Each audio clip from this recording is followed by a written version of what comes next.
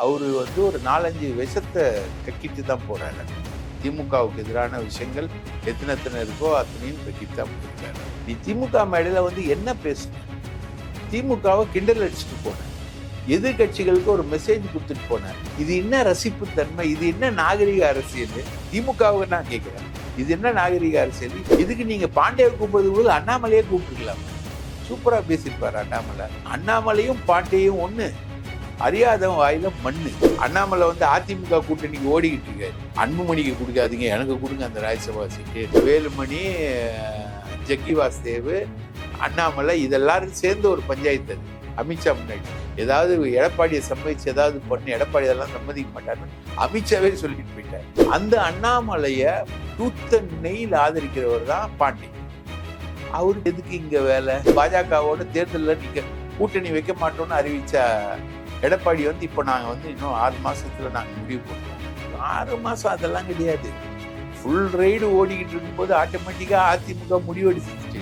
சதாசிவம்ன்றவர் போய் உட்காந்து பேசி முடிவெடுத்துட்டு வந்துட்டாரு. வேலுமணி கல்யாணத்துல தாலி எடுத்து கொடுக்க அண்ணாமலை வரும்போது ஜெயலலிதா வர மாதிரி காலில் விழுறாங்க, டமால் டமால் டமால்னு எல்லாரும். இப்போ இன்னொரு அடிஷ்னல் அஜெண்டானா சீமானும் போய் அதிமுக முகாமில் சங்கமும் ஆயிடுவாரு அப்படின்ற மாதிரி வருது.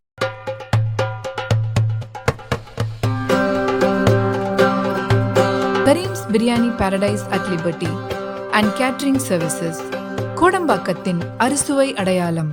அரண் செய்திகள் வணக்கம். நான் மதன் அறிவுலகன். இன்று நமது சிறப்பு விருந்தினர் மூத்த பத்திரிகையாளர் தாமோதரன் பிரகாஷ் அவர்கள். நிறைய விஷயங்கள் வாதிக்க இருக்கிறோம், அவரை வரவேற்கலாம். வணக்கம். வணக்கம் சார். முதல்வருக்கு ஒரு பிறந்தநாள் விழா நடக்குது. அதுல பலரும் கலந்துக்கிறாங்க. ரங்கராஜ் பாண்டேயும் கலந்துக்கிறார். இன்றைக்கு சமூக ஊடகங்கள் அது குறித்து பயங்கர சர்ச்சை போயிட்டு இருக்குது. ரங்கராஜ் பாண்டே மாதிரி ஒரு ஆளை நீங்க மேடையில ஏற்றி அவர் திமுகவை சகட்டு மணி கிண்டல் பண்ணிட்டு போயிட்டாரு, அவமதிச்சிட்டாரு, இப்படிலாம் விமர்சனங்கள் வருது இல்லையா? எப்படி பார்க்குறீங்க? இது ஸ்டாலினோட பெருந்தன்மை. உண்மையிலேயே ரங்கராஜ் பாண்டே மேலே ஒரு பர்சனலாக மதிப்பு வச்சிருக்காரு. அவர் அப்படிதான். ஆர்கேன்னு ஒருத்தர் இருக்காரு, ராதாகிருஷ்ணன், நல்ல வேளை அவரை கூப்பிடல. இந்த காயின் வெளியிடுறாங்க இல்லையா, கலைஞர் காயின், அதை அவரை கூப்பிட்டு கொடுத்தாரு. அது ஒரு புரோட்டோக்காலில் அவரை வச்சு கொடுத்தாரு. உடனே அவர் ஒரு ஸ்டாலின் சொன்னதாக ஒரு பொய்யை வெளியில் பரப்பி அது பெரிய பிரச்சனையாயிடுச்சு. அதனால தான் அவர் இந்த முறை கூப்பிடல, ரைட்டுங்களா? இந்த மாசு, சேகர் பாபு இவங்க எல்லாருமே இந்த மாதிரி விழாக்களை நடத்துறதுல ஒரு பேர் இது பண்ணுவார். மாசு சேகர் பாபுக்கு எப்பவுமே போட்டியாக இருப்பார். அதனால மாசு ஒரு விழா நடத்துகிறாரு. அண்ணன் உட்பட எல்லாரும் கலந்துக்கிட்டாங்க. அதில் ரங்கராஜ் பாண்டியன்றது ரொம்ப ரொம்ப ராங் சைஸ். இத்தனைக்கு இதை சொல்கிற நான் என் மாப்பிள்ளை தான் ரங்கராஜ் பாண்டே. நானும் ரங்கராஜ் பாண்டேவும் மாப்பிள்ளைய மச்சான் தான் கூப்பிட்டுப்போம். ஆனால் ரங்கராஜ் பாண்டே மேலே ஒரு கடுமையான விமர்சனம் இருக்குது. அவர் தன்னை தானே டிக்ளேர் பண்ணுறாரு இல்லையா, மாற்றான் நானுன்னு சொல்லிட்டு. அந்த மாதிரி ஒரு மாற்றான்னு டிக்ளேர் பண்ணுறாரு. அவர் ஒரு 4-5 விஷத்தை கக்கிட்டு தான் போகிறாரு. அங்கே திமுகவுக்கு எதிரான விஷயங்கள் எத்தனை இருக்கோ அத்தனையும் கக்கிட்டு தான் போயிருக்காரு அவர். ஸோ அவரோட சாய்ஸ் என்பது ரொம்ப தப்பு. இவரோட வாயில் இதானே வரும், நாரதர் வாயில் நாராயணான் தானே வரும், வேற என்ன வரும்? அந்த மாதிரி அவரோட வாயில வரக்கூடிய விஷயங்களை அவர் கக்கிட்டு போயிருக்காரு. அது ஒன்றும் பெருசா இல்லை, நிறைய கேடுகள் தான் அதுல இருந்து. திமுக கூட்டணி உடைந்தால்தான் அரசியல் அப்படின்னு சொல்லி திமுக மேடையிலேயே பேசுறது அது சரியான ஒரு கேள்வி வருது இல்லை? அங்க உடையும் அப்படின்னு சொல்றாரு. அதுக்கப்புறம் திமுக அரசு இந்திய எதிர்ப்புங்கிறத ஒரு தேர்தலுக்கான ஒரு நெரேட்டிவா தான் செட் பண்றாங்க என்பது போல ஒரு இதை சொல்லிட்டு போறாரு. அது அமுது சுரபி அவங்களுக்கு எந்த நேரத்துலயும் மும்மொழி கொள்கை இதெல்லாம் எடுத்துக்கிட்டு அவங்க நெரேட்டிவ் செட் பண்றாங்க, டிஃபென்ஸ் மோட்லேயே எதிர்கட்சியில் வச்சுக்கிறாங்க, அது ஒரு மக்கள் நலன் சார்ந்த விஷயம் இல்லை என்பது போல பேசிட்டு போயிட்டாருன்னு சொல்றாங்க இல்லையா? இல்ல, மும்மொழி கொள்கையில அவரோட நிலை என்ன? சரி, திமுக அதை நெரேட்டிவ் மாதிரி எடுக்கிறாங்க, அது அமுத சுரபி உங்களை பேக் ஃபுட்லயே ஆட வைக்கிறாங்க அப்படின்னு. இதெல்லாமே ஐபிஎல் டீம் மாதிரி அவங்களுக்குள்ளேயே அடிச்சுக்கிறாங்க. இந்த டீம் மாதிரி இல்லை, இந்தியா பாகிஸ்தான் நியூசிலாண்டு மாதிரி இல்லை. இது ஐபிஎல் மாதிரி அவங்களுக்குள்ளேயே விளையாடி அவங்களுக்குள்ளேயே அடிச்சுக்கிறாங்க, அவங்களுக்குள்ளேயே காலி பண்ணுறாங்க. இதெல்லாம் யாருக்கு சொல்கிறாரு அட்வைஸு? திமுகவுக்கு கிடையாது, எதிர்கட்சிகளுக்கு, அவர் நம்பியிருக்கக்கூடிய கட்சிகள். திமுக கூட்டணி உடையும் அப்படின்றத அவர் எப்படி சொல்கிறாரு? கூடவே திருமாவளவன் கிட்ட நான் ரொம்ப நெருக்கமாக பழகுவேன், திருமாவளவனோட மேடைகளில் எல்லாத்துலேயுமே நான் பேசுவேன், திருமாவளவன் எனக்கு நிறைய நல்ல விஷயங்கள்லாம் செஞ்சுருக்காரு அப்படின்னு சொல்கிறவர். திமுக கூட்டணி கட்சிகளில் திமுகவோடையும் பழகிறாரு, திருமாவளவனோடையும் பழகிறாரு. அப்போ அவர் யாரை வச்சு மீன் பண்ணி அவர் சொல்றாரு? அவர் டோட்டலா ஒரு பிளானை திமுகவை எதிர்க்கிறவங்களுக்கு திமுக மேடையிலிருந்து பாடம் எடுக்கக்கூடிய ஒரு வேலையை தான் அவர் செஞ்சிருக்காரு. இல்ல அதுதான் விமர்சனத்துக்கு வராது. இப்போ அமைச்சர் வந்து இப்படியான ஒரு ஆளை வந்து மேடை ஏற்றிருக்கலாமா அப்படின்னு ஒரு விமர்சனம் வருது இல்ல. அது வந்து மாசுடைய பெருந்தன்மை. மாசு எப்பவுமே பெருந்தன்மை, ரைட்டுங்களா? மாசுவை வந்து அந்த அண்ணா பல்கலைக்கழக விவகாரத்துல வந்து பெரிய அளவுக்கு டார்கெட் பண்ணது வந்து தினமலர் தான். அந்த தினமலருக்கு இன்னைக்கு வரைக்கும் நெருக்கமா இருக்கவர் தான் அண்ணன் பாண்டே, ரைட்டா? மாப்பிள்ள வந்து தினமலர்ல தான் சீஃப் ரிப்போர்ட்டரா இருந்தாரு. தினமலருக்கு தான் ரொம்ப நெருக்கமா இருக்காரு. அவரோட சாவுக்கு வந்து மதிப்பு கொடுத்து ஸ்டாலின் போனது வந்து அவருடைய பெருந்தன்மை. அது அவரோட அப்பாவோட சாவுக்கு போனது அவரோட எல்லாம் கூட அங்க போக கூடாதுன்னு சொன்ன போதும் கூட மீறி போனாரு. அவரை விட எனக்கு தான் முக்கியத்துவம் என்பது போல பேசுறாரு இல்லையா? கலைஞர் அப்படிதான் சோ கிட்ட. ஜெயலலிதாவும் சோவும் நெருக்கம்ன்றது கலைஞருக்கும் நல்லா தெரியும், ரைட்டுங்களா? கலைஞருக்கு ரொம்ப நல்லா தெரியும். ஜெயலலிதாவுடைய ஆதி காலத்துல இருந்து இருக்கக்கூடிய அட்வைசர் வந்து சோ. இன்ஃபேக்ட் வந்து ஜெயலலிதாவை வந்து அரசியலுக்கு கொண்டு வரணும்னு எம்ஜிஆர் கிட்ட வலியுறுத்தினதும் சோ தான். அப்படிப்பட்ட ஒரு ஆளுன்றது நல்லா தெரியும். ஆனா சோ வந்து கலைஞர் மதிப்பாரு, சோவோட பேசுவாரு, ரைட்டா? அப்போ இவர் சொல்றாரு இல்லையா, பாண்டிய அமைதியாக இருந்தால் நாடு தாங்காது அப்படின்னு ஸ்டாலின் சொன்ன மாதிரி சொல்றாரு இல்லையா? அது வந்து இவங்க வந்து ஒரு மெக்னானிமிட்டியை கடைபிடிக்கிறது, ஒரு பெரிய விஷயங்களுக்குள்ள இது பண்றது எல்லாம் இவங்க பண்ணக்கூடிய விஷயம். இது இவங்களுக்கு ஆபத்தான ஒரு செய்கையாக தான் அது முடியும் அப்படின்றது பாண்டியோட இந்த பேச்சுக்கள், அது ஏற்பட்ட விளைவுகள் காட்டுது. காந்தராஜை போட்டு கொடுத்துட்டாரு அங்க வச்சு. அவர் வந்து இந்த கருத்து சுதந்திரம் யாருக்கு இருக்குதோ இல்லையோ, காந்தராஜ் அண்ணனுக்கு தான் உங்களுக்கு இருக்குது. அவர் இஷ்டத்துக்கு பேசுறாரு, என்ன வேணா பேசுறாரு, கேஸ் எல்லாம் கொடுத்தா கூட எடுக்க மாட்டேன்றாங்க, அது நம்ம ஆளுன்னு விட்டுறாங்க அப்படின்ற மாதிரி போட்டு கொடுக்குறாரு இல்லையா? அது நடிகைகள் பத்தி காந்தராஜ் வந்து பேசினது ஒன்று கான்ட்ரவர்சி ஆச்சு. இப்போ யார் பேசினாலும் கான்ட்ரவர்சி ஆகும், ரைட்டுங்களா? இவர் வந்து பிராமணர்களோட மாநாட்டில் பிராமணர்களை ஆதரிச்சு இவாள்லாம் என் ஆளு, இவாள்லாம் இப்படி பண்றா, எல்லாரையும் சாமின்னு கூப்பிடுவாங்களா, உங்களை தானே சாமின்னு கூப்பிடுவாங்க அப்படின்னு அந்த வர்ணாசிரமத்தை முழுக்க கட்டமைச்சு டிஃபெண்ட் பண்ண பாண்டே. வர்ணாசிரம மாநாட்டில் வர்ணாசிரமத்தை முழுக்க டிஃபெண்ட் பண்ணி கட்டமைச்ச பாண்டே. அண்ணாமலைனா சாதாரணமா இல்லை, அண்ணாமலையெல்லாம் யாராலையும் ஒன்றும் பண்ண முடியாது அப்படின்னு சொன்ன பாண்டே. இன்னைக்கு அண்ணாமலை எங்க இருக்காருன்னே தெரியல. அண்ணாமலை வந்து அதிமுக கூட்டணிக்கு ஓடிக்கிட்டு இருக்காரு, கொடி பிடிச்சிக்கிட்டு இருக்காரு அதிமுக கூட்டணி. அதிமுக பாஜக கூட்டணிக்காக அதிமுக தவம் கிடைக்கிறது அப்படின்னு பேசிட்டு உடனே வந்து நான் அப்படிலாம் அதிமுகவெல்லாம் நான் பேசல அப்படின்னு அந்தர் பல்ட்டி ஆகாச பல்ட்டி அடிச்சு அதிமுக கிட்ட ஒரு ராஜ்யசபா சீட்டுக்காக தொங்கிக்கிட்டு இருக்க அண்ணாமலை, அன்புமணிக்கு கொடுக்காதீங்க, எனக்கு கொடுங்க அந்த ராஜ்யசபா சீட்டு, நான் வாங்கிட்டு போயிடுறேன், நான் மத்திய மந்திரி ஆயிடுறேன். அமித்ஷா முன்னாடி சிவராத்திரியில வேலுமணி, ஜக்கி வாசுதேவ், அண்ணாமலை இதெல்லாரும் சேர்ந்து ஒரு பஞ்சாயத்து. அது அமித்ஷா முன்னாடி ஏதாவது எடப்பாடியை சம்மதிச்சு ஏதாவது பண்ணு, எடப்பாடி இதெல்லாம் சம்மதிக்க மாட்டாருன்னு அமித்ஷாவே சொல்லிட்டு போயிட்டார். அதுக்கப்புறம் அமித்ஷா வந்து வேலுமணி கல்யாணத்துக்கு வருவாரு அப்படின்னு ஒரு பில்டப்பு. அது வேலுமணி கல்யாணத்துக்கு கூட அமித்ஷா போடா அப்படின்னு சொல்லிட்டு போயிட்டாரு. அவரு உடனே அரக்கோணத்துக்கு சிஐஎஸ்எஃப் விழாவில் வரும்போது பெரிய அளவுக்கு பஞ்சாயத்து நடக்கும்னு அண்ணாமலை அவர் பாட்டு விழாக்கு வந்துட்டு வாழ்த்திட்டு தக்கோலத்திலேருந்து புறப்பட்டு நேராக போயிட்டார். அவர் இந்த பாலிடிக்ஸ்குள்ளெல்லாம் வரல. ஸோ அண்ணாமலையை வந்து மிகப்பெரிய ஆளாக ப்ரமோட் பண்ணதுல பாண்டேவுடைய பங்கு வந்து சாதாரண பங்கு கிடையாது. அண்ணாமலையை மிகப்பெரிய ஆளாக ப்ரமோட் பண்ணதுல அண்ணாமலை அதிகம் விமர்சிச்சது யாரு? முதல்வர் குடும்பத்தை, முதல்வருடைய குடும்பத்தை, உதயநிதிய, சபரீசனை, செந்தாமரை உட்பட எல்லாரையுமே விமர்சிச்சவர் அண்ணாமலை. இன்னைக்கு வரைக்கும் விமர்சிச்சுட்டு இருக்காரு. அந்த குடும்பத்து மேல இருக்கு. இது வரைக்கும் செந்தில் பாலாஜி மேல, செந்தில் பாலாஜி தொடர்பா 2 ED ரெய்டு 3 AD ரெய்டு வந்திருக்கு. அதுக்கு எல்லாத்துக்குமே காரணம் அண்ணாமலை. அந்த அண்ணாமலைய டூத் அண்ட் நெயில் ஆதரிக்கிறவர் தான் பாண்டே.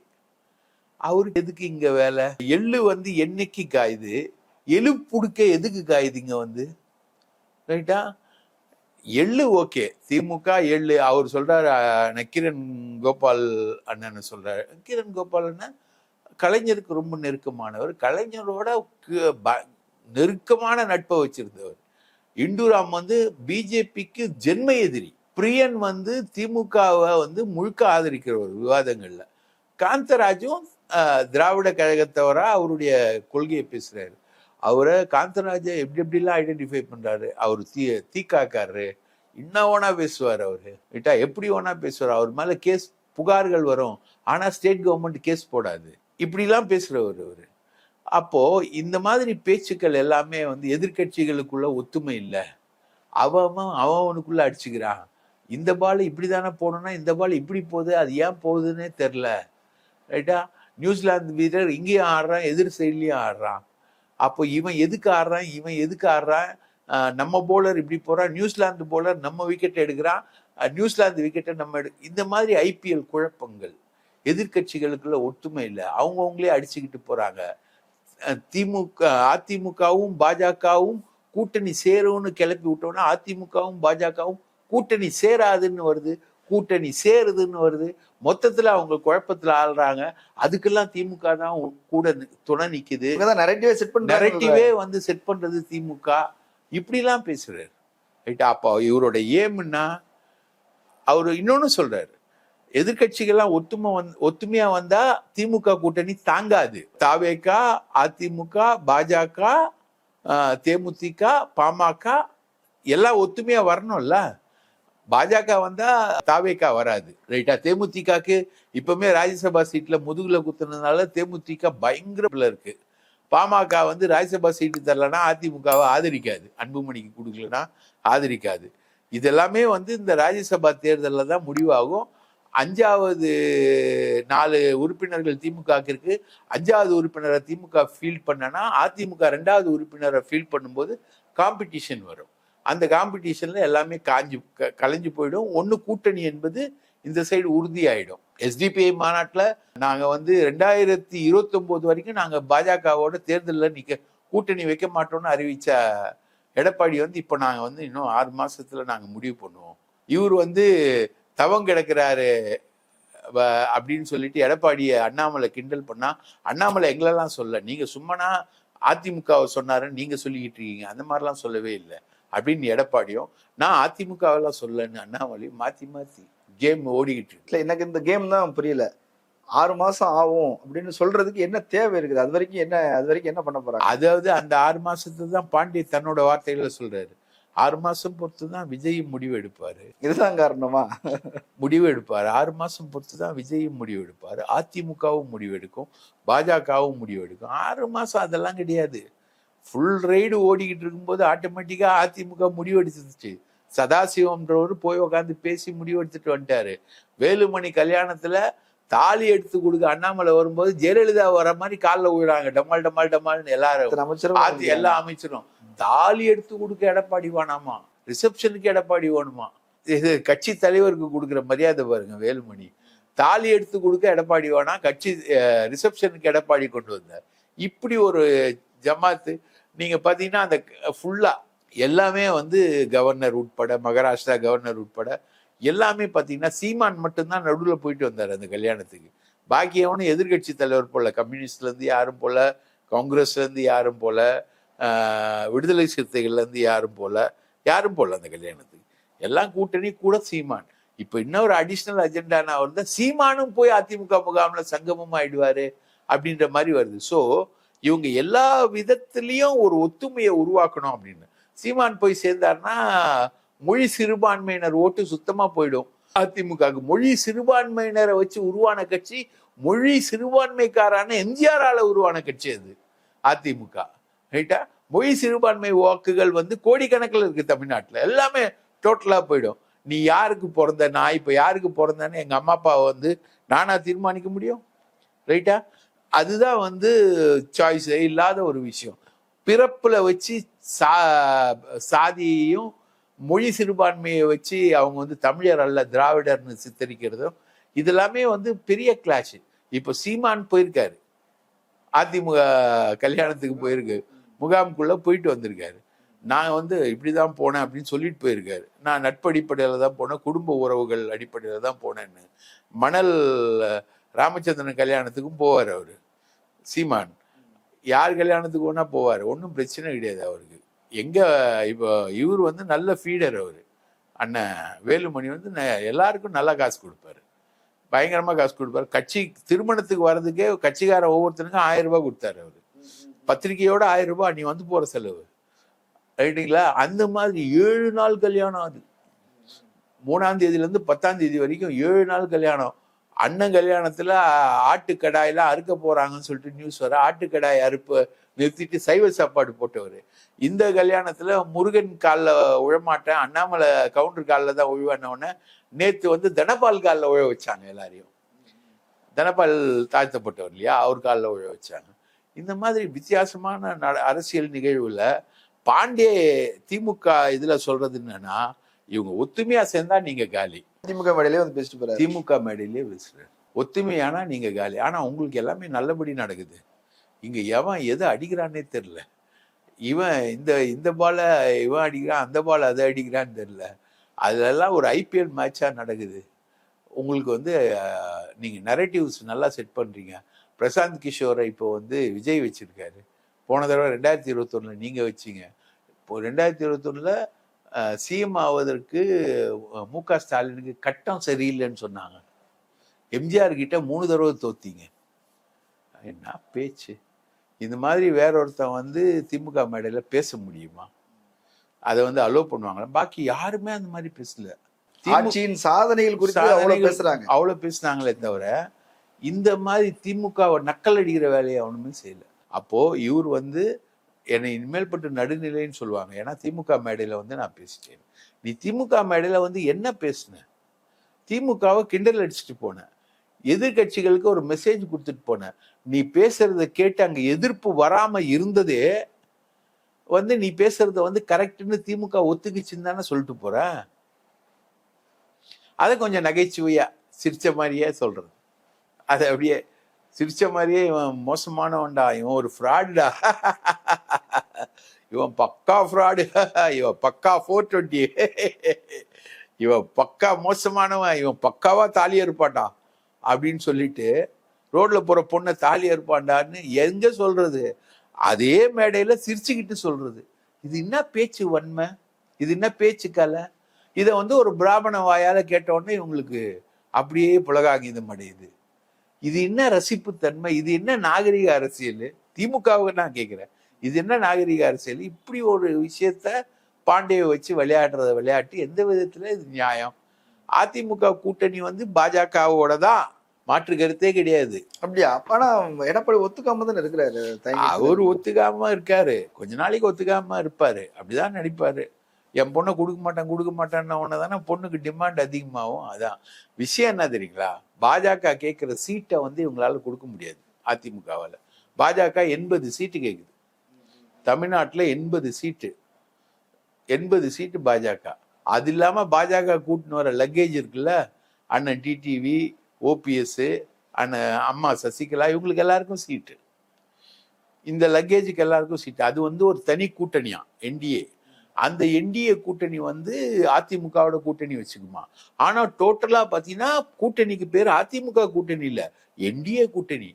இதுல வந்து யார் முதலமைச்சர்னு சொல்ல மாட்டாங்களா? ஓபிஎஸ் முதலமைச்சர் ஆகலாம், நிர்மலா சீதாராமன் முதலமைச்சர் ஆகலாம், அண்ணன் எடப்பாடி முதலமைச்சர் ஆகலாம், யார் வேணா முதலமைச்சர் ஆகலாம். யார் அதிக சீட்டு ஜெயிக்கிறாங்களோ அதுக்கேற்ற மாதிரி வரும். எப்படி மகாராஷ்டிரா ஃபார்முலா. தேவேந்திர பட்னவிஸ் தானே முதலமைச்சர் ஆனாரு. இன்னும் 2 பேர் வந்து முதலமைச்சர் ஆகல மகாராஷ்டிரால. தேவேந்திர பட்னவிஸ் முதலமைச்சர் ஆவார். அந்த மாதிரி பாஜக அதிகமான சீட்ல ஜெயிச்சு ஆட்சியை டிசைட் பண்ற அளவுக்கு 80 சீட்டு பிளஸ் ஓபிஎஸ் பிளஸ் தினகரன், ரைட்டா? இதெல்லாம் சேர்த்தினா ஒரு 117 சீட்டுக்கு மேல கிட்டத்தட்ட இவங்களுக்கு வந்துடும். இவங்க ஒரு 117, இவங்க ஒரு 117. இதுல வந்து பாஜக டீம் வந்து அதிகமா ஜெயிச்சு வந்ததுன்னா பாஜக தான் ஆட்சி அமைக்கும். பாஜக கூட்டணி ஆட்சி அமைக்கும். அதிமுக ஆதரவு கொடுக்கும்.